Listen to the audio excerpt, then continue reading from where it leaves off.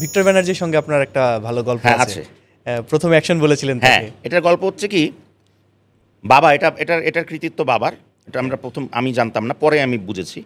সেটা হচ্ছে বাবা দেখছে যে আমি পিছে পিছে থাকি, তো বাবার কথা হচ্ছে যে পিছে পিছে থাকলে তো হবে না, সামনে একটু আসতে হবে, একটু সাহস রাখতে হবে। তো বাবা কি করলো, ভিক্টর কাকুর একটা শট ছিল এবং বেশ ইম্পর্টেন্ট শট। তো বাবা বললো কি, এই তাপস শটটা নে তো, আমি আসছি। তো বাবা কিন্তু এরকম একটাও শট ছেড়ে যাওয়ার লোক সে না। আচ্ছা, সেটা একটা নর্মাল শট হলেও সে শট এসে থাকবে। এখনকার মতো আমাদের মতন ডিরেক্টর না যে এই শট হচ্ছে, আচ্ছা এটা নিক, এটা আমার দরকার নেই, এরকম না।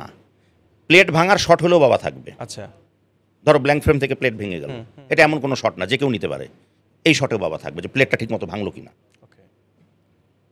তো আমি অবাক হলাম, তাপস কাকু আরও অবাক, সবচেয়ে বেশি অবাক ভিক্টর ব্যানার্জি, যে এরকম একটা সিকোয়েন্সের এই শটটা খুব ইম্পর্টেন্ট। এমন কিছু না, একটা ক্লোজ আপ টার্ন করে একটা শট দেবে আর কি, একটা রাগত দৃষ্টি দেবে টার্ন করে। কিন্তু বাবা চলে যাবে, ভিক্টর কাকু মানতে পারছিল না, আমরা বুঝতে পারছিল না। তো ভিক্টর কাকু বলছে, নে দাদা তো চলে গেল, তাপস নে শটটা নে।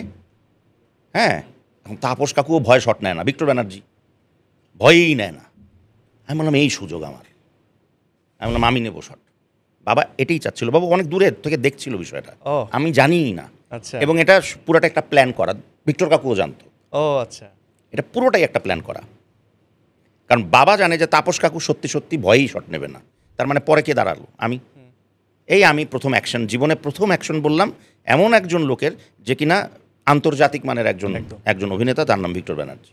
এবং ওই শটটা, প্রথম শটে ওনার তো যে কোনো শটই ওকেই হয়। হ্যাঁ, তো আমি আবার ভয় বলতেও পারবো না, এটাও একটা ছিল ব্যাপার। বাট সত্যি সত্যি ওকে ছিল শটটা, ওকে হয়েছে। আমি জীবনের প্রথম শট, তখন দেখলাম যে ইউনিটের লোকজন তালি মেরে বসলো।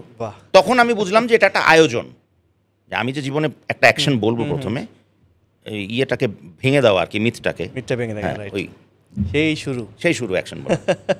আচ্ছা, আপনার সিনেমাগুলো যদি বলি যে ভালোবাসা জিন্দাবাদ, শ্বশুরবাড়ি জিন্দাবাদ, জিন্দাবাদ কেন?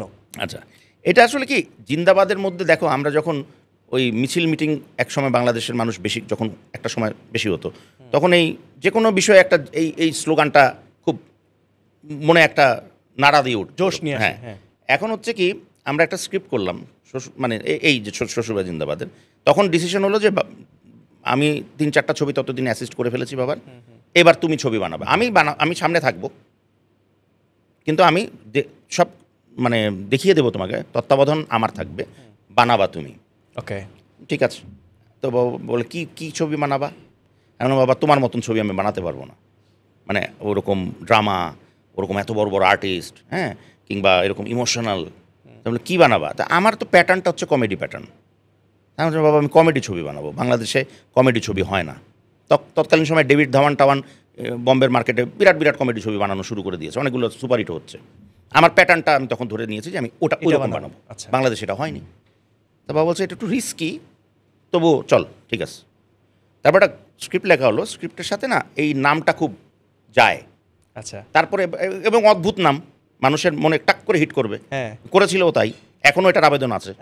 ওই ক্যালকুলেশনে ওই নামটা জুড়লো, এই যে জুড়লো আমার জীবনে, হ্যাঁ, এটা চলছে।